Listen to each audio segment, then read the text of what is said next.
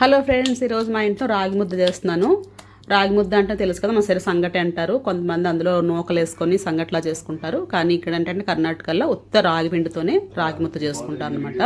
దీనికి మంచి కూర ఉంటే మాత్రం అద్దరిపోతుంది. అందుకే ఈరోజు నేను మటన్ కుర్మా చేస్తున్నాను.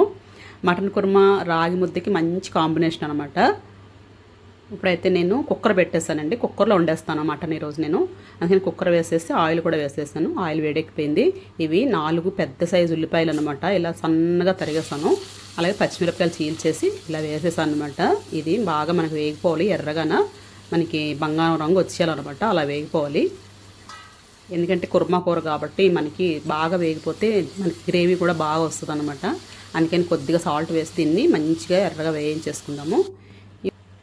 ఇది ఏంటంటే 2 టమాటాలు అలాగే ఒక ఉల్లిపాయ రెండింటిని కలిపి బాగా పేస్ట్ చేస్తాను. అందులోనే అల్లం వెల్లుల్లి ముద్ద కూడా కలిపేసాను. ఒక పెద్ద టేబుల్ స్పూన్ అల్లం వెల్లుల్లి ముద్ద కలిపేసాను అనమాట. కలిపేసి ఇలా ముద్ద చేసి రెడీ పెట్టాను. ఉల్లిపాయలు వేగగానే మనం ఈ ముద్దని ఇందులో వేసుకొని దాన్ని కూడా మనం బాగా వేయించుకోవాలన్నమాట. చూసారు కదా, ఉల్లిపాయలు చక్కగా కరెక్ట్ కలర్ వచ్చేసినాయి అనమాట. బాగా వేగాయి. ఈ రంగు వచ్చే వరకు కూడా మనకు ఉల్లిపాయలు వేగాలి కుర్మాకి. ఇవి మనం ఈ ముద్ద ఇందులో వేసేసుకుందాము. ఈ ముద్ద మనకి పచ్చి వాసన రాకుండా ఉండే వరకు కూడా వేయించుకోవాలన్నమాట. మనకేంటంటే ఆయిల్ బయటికి చిమ్మేదాకా కూడా వేయించుకోవాలి. కొంచెం టైం పడుతుంది, కొంచెం ఓపిక్గా నిల్చొని చేయాల్సి పడుతుంది. కానీ ఇలా వండుకుంటే మాత్రం చాలా టేస్ట్గా ఉంటుందండి. మనకైతే చక్కగా చూసారు కదా ఎలా వేగిపోయిందో. ఆయిల్ చక్కగా చిమ్ముతుంది అటు ఇటు. అలా వేగిపోయింది అనమాట. శుభ్రంగా ఇలా వేగిపోయిన తర్వాత గరం మసాలా మనం కూరలోకి నీచు కూరలోకి వాడతాం కదా, ఆ గరం మసాలాని నేను ఇక రెడీ పెట్టుకున్నాను అనమాట. అది వేసేద్దాం ఫస్ట్.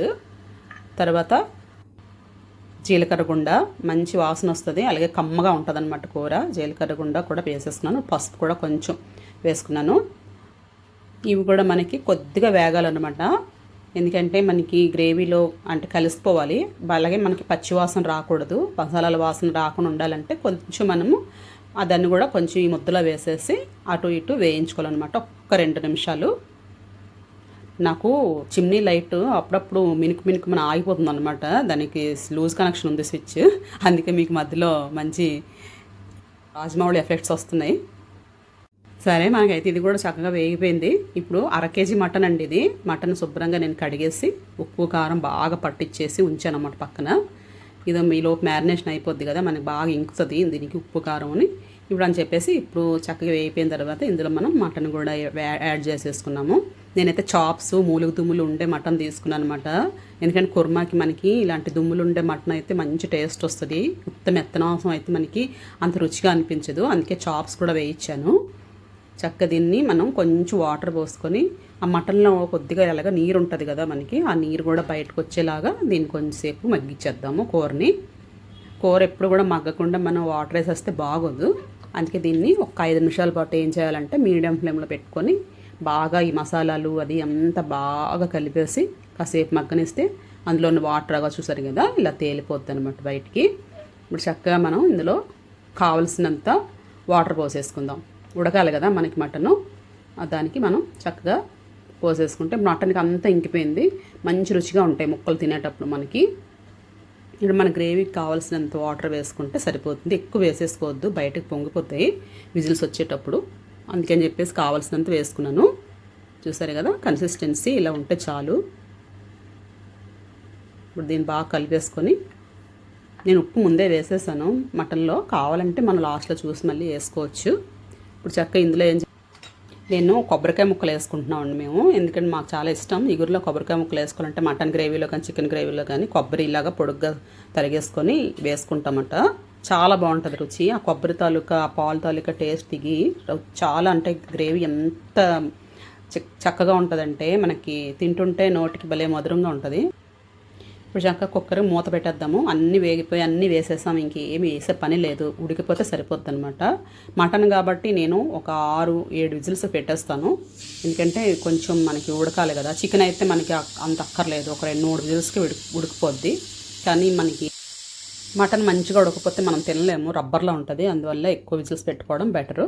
నేనైతే 7 విజిల్స్ వరకు వదిలేసాను అనమాట. ఇప్పుడు మనం మూత తీసి చూద్దాము. చూసారు కదా చక్కగా ఉడికిపోయింది. సూపర్గా ఉందన్నమాట. మంచి సువాసన వస్తుంది, మంచి గరం మసాలాల వాసన అది మంచి భలే ఘమఘమ మన వస్తుంది. అన్నీ బాగా చాప్స్ కానీ మూలిక దుమ్ములు కానీ కొబ్బరికాయ ముక్కలు అన్నీ కలిపి బాగా ఉడికింది. సూపర్గా ఉంది కదా చూడడానికి. కొంచెం చిక్కబడిద్దాము, ఎందుకంటే మనకి మరీ నీళ్ళలా ఉన్నా కూడా బాగోదు. కొద్దిగా చిక్కబడినిచ్చి దింపేస్తాను అనమాట. ఇప్పుడు మనం రాగి ముద్ద కూడా రెడీ చేసేసుకుందాం. ఒక దలసరి గిన్నె తీసుకొని పొయ్యి మీద పెట్టేసి కొంచెం వాటర్ పోసేసుకుందాం. దాంట్లోని గిన్నె సగానికి వాటర్ పోసాను. ఇది నలుగురికి చేస్తున్నాను అనమాట ముద్ద ఈరోజు. అందుకు 2 లీటర్లు వాటర్ పోసాను. పోసి ఒక 2 స్పూన్లు కొద్దిగా ఉప్పు వేసుకున్నాను. రాగి ముద్దలో ఎక్కువ ఉప్పు వేసుకోవాల్సిన అవసరం లేదు, ఎలాగ మనం గ్రేవీలో ముంచుకొని తింటాం కాబట్టి అదే సరిపోతుంది. ఇప్పుడు మనకి బాగా ఎసరలాగా మరిగిపోతుంది చూస్తారు కదా, ఇలాగ బాగా పొంగులు వచ్చేలాగా మరగాలన్నమాట వాటర్ మరిగిన తర్వాత మనం చక్కగా ఇలాగ ఒక బౌల్లోకి రాగి పిండిని తీసేసుకుందాం. పెట్టుకొని సైడ్కి పెట్టేసుకుంటే దీన్ని ఇప్పుడు ఎసట్లో వేసి తిప్పుకోవడానికి బాగుంటుంది. మన దగ్గర తెడ్డులాంటి గరిట ఉంటే చెక్క గరిట, దాంతో ఇలా తిప్పుకుంటే బాగుంటుంది అనమాట. గరిట వెనక భాగంతో కాడతోటి ఇలా తిప్పుతూ ఉండాలన్నమాట. మనం ఉప్మా చేసుకున్నప్పుడు ఎలా తిప్పుకుంటామో అలాగే అనమాట. ఉండలు కట్టకుండా తిప్పుకోవాలి. అలా తిప్పుతూనే ఉండాలి, గట్టిగా పట్టుకొని గిన్నెని తిప్పుతూనే ఉండాలి. ఫుల్ లో ఫ్లేమ్లో పెట్టుకొని తిప్పుకోవాలన్నమాట. ఉండలు కట్టకుండా ఇలా తిప్పుతూ ఉంటే మనకు ఉండలు రావు, చక్కగా నైస్గా వచ్చేస్తుంది అనమాట ముద్ద. పిండి మరీ లూజ్గా ఉండకూడదండి, ఇలా గట్టిగా అయిపోవాలన్నమాట. అయిపోయేదాకా మనం పిండి వేసి కలుపుతూ ఉండాలి. అందుకే పిండి కొంచెం ఎక్స్ట్రాగా పెట్టుకుంటే మంచిది. వేసినప్పుడు సరిపోకపోతే మళ్ళీ వేసుకోవటానికి కొంచెం ఎక్స్ట్రా పిండి పక్కన పెట్టుకుంటే మంచిది అనమాట. ఇలా చక్కగా మనకి అయిపోయిన తర్వాత లో ఫ్లేమ్ మీద అలాగ కాసేపు వదిలేయాలి. దాన్ని వదిలేస్తే గట్టి పడుతుంది. ఈ గట్టిపడిన దాన్ని మనం ఇలాగ చక్కగా సైడ్కి తీసి పెట్టేసుకుందాము. ఇప్పుడు మనం ఏం చేయాలంటే పీట లాంటిది ఏదైనా తీసుకోండి. నేనైతే చపాతీ పీట తీసుకున్నాను. అందు మీద చక్కగా ఇలా నూనె వేసుకొని శుభ్రంగా ఇలా రాసేసుకొని దానికి శుభ్రం గ్రీస్ చేసి పెట్టేసుకుందాం అనమాట. ఎందుకంటే మనకి ముద్ద ఇందు మీద వేసి చేస్తే చాలా నున్నగా బాగా వస్తుంది. అందుకని చెక్క పీట మీద ఇలా వేసేసుకుందాము. ఏదైనా పీట ఉంటే, కూర్చునే పీట ఉంటే అదైనా వాడుకోవచ్చు. ఏదైనా వుడెన్ ప్లేట్ ఏదైనా ఉంటే అది కూడా వేసుకోండి. ఇలా దాని మీద మనకి ఎంత బాల్ చేసుకోవాలో, ఎంత రాగి ముద్ద ఎంత చేసుకోవాలో అని చెప్పి దాని అంత ప్రకారం వేసుకోండి. అంత ముద్ద వేసుకొని దాన్ని, చాలా వేడిగా ఉంటుంది, చాలా జాగ్రత్తగా ఉండాలి, చెయ్యి కాలిపోతుంటుంది అనమాట వేడి మీద. అందుకని మనం ఒక గరిటె ఒక స్పూన్ పెట్టుకొని లాక్కుంటూ వేసుకోవాలి. అలాగే చింత గిన్నెతో నీళ్ళు పెట్టేసుకోండి పక్కన. మనకు చెయ్యి వేడిగా ఉన్నప్పుడల్లా గిన్నెలో ముంచుకొని వాటర్లోని మళ్ళీ ఇలా ముద్ద చేసుకుంటూ ఉంటే చక్కగా బాల్ రెడీ అయిపోద్ది. మనకి నున్నగా వస్తుంది అనమాట. ఇలా చేసుకుంటే గజ్జిలుగా రాకుండా చక్కగా ఇలా చూసారు కదా, బాల్ ఇలా నున్నగా వస్తాయి అన్నమాట. ఇప్పుడు ఈ ముద్దను మనం మటన్ కుర్మాతో తింటే ఉంటుంది సామిరంగా, మరి మామూలుగా ఉండదు. అలాగే మంచి బలమైన ఫుడ్ కూడా ఇది. వారానికి ఒకసారి ఇలా చేసుకొని తింటే ఐరన్ డెఫిషియన్సీ ఉన్న వాళ్ళకి చాలా మంచిది. ఇలా తింటే రాగుల్లో ఐరన్ చాలా ఉంటుంది అంటారు కదా, అందుకే ఇలా చేసుకొని తినండి. మీకు ఈ వీడియో నచ్చినట్టయితే మరి లైక్ చేసేయండి, షేర్ చేసేయండి, నా ఛానల్ సబ్స్క్రైబ్ చేసేసుకోండి. ఓకేనా? చూడటమే కాదు అలాగే లైక్ కూడా చేయండి, లైక్ చేయడం మర్చిపోవద్దు.